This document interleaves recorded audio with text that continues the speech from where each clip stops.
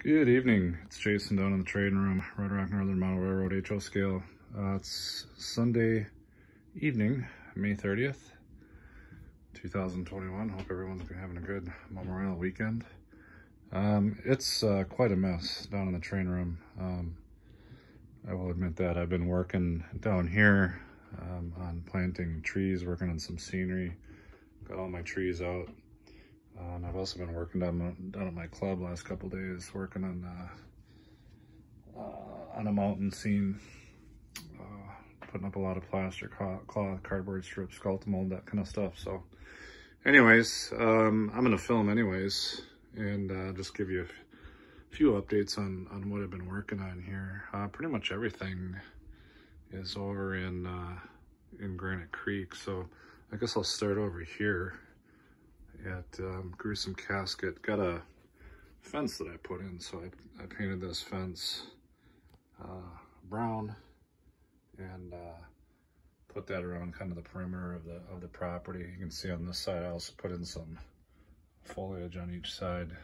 Part of that is for looks. It looks a little better. I could probably scatter some of that over here as well to represent weeds, but part of it is also there was a little bit of a gap under part of the fence there because this ground is not completely even, and I didn't want to end up doing a bunch of hacking up the ground to get the fence level. So what do? We cover it, cover up our mistakes and imperfections rather. That's not English. So I also ordered more fence and received it yesterday, so I got a whole bunch more fence sections because I want to get some more of my industries kind of enclosed with right-of-way fencing or property fencing. So I think it looks a little better when it's kind of partitioned off. So I want to get some over here. You can see this was kind of the first fence I put in for Granite Creek Freight, but probably get some behind the depot there, and some more over here in the junkyard, apple scrap. Maybe a little bit here for the this is the lumber mill. You can see a lot of the buildings are missing because I took them off while I was working. So I think partitioning off those industries gives it a little bit better look. And I'm not going to partition all of them, just kind of sparsely and where it makes sense. Just so, like right here, it was kind of, I'd like to get some fence up because it was bothering me that, there's a lot of track work here. We got this siding, we got a spur, a siding, a main, a siding, a spur.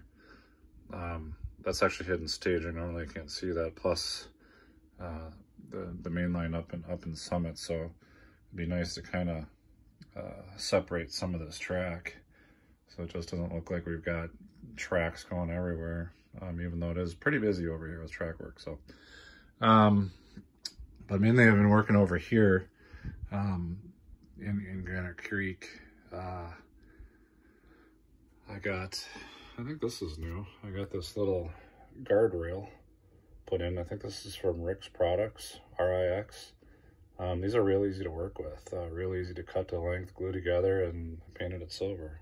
And also put some ground foam in there, so that'll help give the visualization that this is indeed a dead end here. And the road itself, maybe doesn't make a whole lot of sense, but I'm doing what I can to what I have to work with here in a small area. So this probably isn't real prototypical of how a road would just dead end here with no turnaround, no cul-de-sac. Plus we got a little, pea gravel or dirt road coming across to go over to the refinery or the oil docks. But it is what it is. It's my railroad. So, and also this is per the track plan. So that's how I'm building it. This is one of those rare opportunities, actually, where I've got the hidden staging exposed. So you can see that right down there, that track in the back, that's hidden staging. Normally, very rare to see that on my updates. But I took that off because I've been working on scenery up here in Summit, and I'm gonna have to eventually, some of that falls down back behind the backdrop, and I'm gonna have to get that all vacuumed out. I don't think glue is dripping down there, but while I'm cleaning that out back there, I'll give the track a good scrub anyways with the Bright Boy, since I haven't been back there cleaning it. It does, surprisingly, I don't ever have a tree installed back there. That track stays pretty clean. Knock on wood. You can also see, this is also track back here. You almost never see this. So this is this is where the track runs through the tunnel and actually runs underneath Summit. So the hidden staging, there's a turnout there under that paper towel. There's also a turnout here under this paper towel, so you can see where we access the two hidden stagings. So here's the other hidden staging that's actually still covered up. And those turnouts are controlled right here. So this particular hidden staging switch, toggle switch, handles that turnout, and this particular hidden staging switch mounted in the fascia operates this turnout here, which gets us to that hidden staging track. So anyways, I thought I would, even though it's a mess in here and I'm still right in the middle of working on stuff, I'm going to provide an update anyway, so you can get a chance to see what this all this hidden track work looks like under here. I mean, it's not super exciting, but I don't want to leave too much to the imagination. So I got paper towels there to cover up that track work, because I'm also doing work up here. So this is kind of the other update. I've been getting some scenery going up here on this track and Summit, and then also getting some trees planted and doing more scenery work up here. So this area last week was all, I've been calling scenery 1.0, really bland. Looks like this over here. The whole layout at one point looked like this, but I've been going around improving it step by step. So this is one of the last areas to get those improvements where I'm adding a lot more randomization and different types of items on the ground. I've got that flock and turf in there. I've got a couple different types of ground foam, several different types of ground foam, actually some bushes in the back, and you can see I planted a bunch of trees. So we're not completely blocking the view to Prairie Co-op, or sorry, not Prairie Co-op, Centennial Mills. We can still see the rail back there, still have access to grab cars. We can see the I don't know what you call those things, the rail stops, those yellow things back there that sit on the rails. I forget what those are called, but anyways, they stop the trains from rolling off the rails. So yeah, spent a lot of time working on this area. I mean, this was a big gluey mess over here, but that was as of Wednesday, but it's all dried out. Started planting trees, and again, since I'm drilling into this is 3/4 inch plywood right here, so I'm drilling holes in the plywood to plant the trees, and in case I go through, I got the paper towels down here, and again, I'll clean up all these tracks before I button everything up, because this enclosed tunnel is the last place.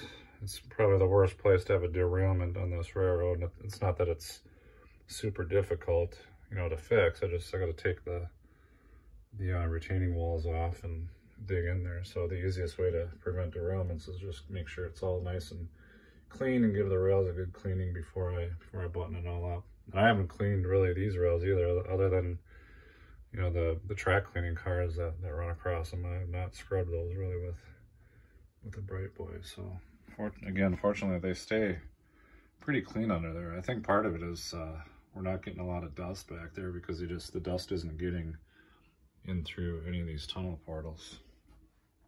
So gosh, is that it?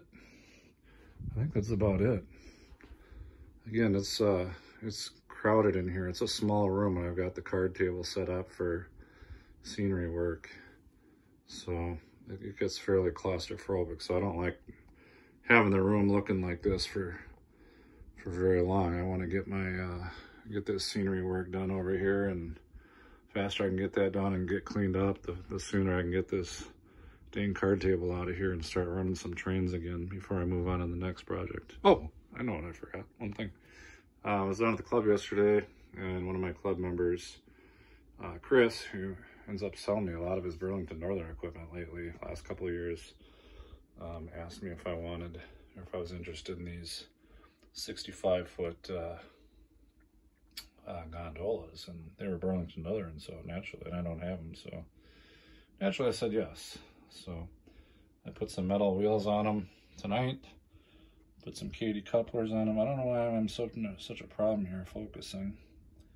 Put some Kadee couplers, metal wheels, and I also added, I don't know if you can see it. Let me grab something to point with. I added these little grab irons here.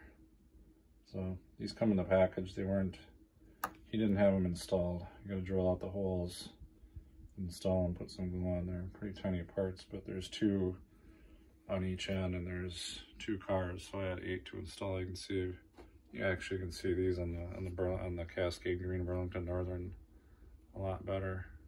So not a perfect job, but I'll actually, I think when I shut this video off, I'm actually gonna get the paint out real quick and paint those green. I don't have Cascade green, surprisingly, with this being a Burlington Northern Railroad, but I do have a green that's probably close enough to match the same green that I colored that building with. So anyways, we'll get this scenery work wrapped up. I think I got a lot more trees to plant. I'll squeeze in as many trees as I can back here. I think I'm about done with the trees over in this area. I gotta be careful I don't encroach on the track too much and derail the trains, and then we'll get this cleaned up and start running trains again. And then really, as far as projects, that's really gonna leave us with this undeveloped area over here, which I'm planning on putting in a tunnel portal for automobiles, and we'll start getting the roads in over there. So I do have some detailed parts that came in too, and I thought I was going to have them in this week, but they came in late, so I'll start installing them probably sometime this week, and have some of those things some of the details to show on next week's video. So yeah, I think that's about it. We're going to go ahead and end this at the 13-minute mark, and everyone have a wonderful, safe Memorial Day weekend. If you or someone you know served, I thank you. Thank them. Anyways, take care. Bye-bye.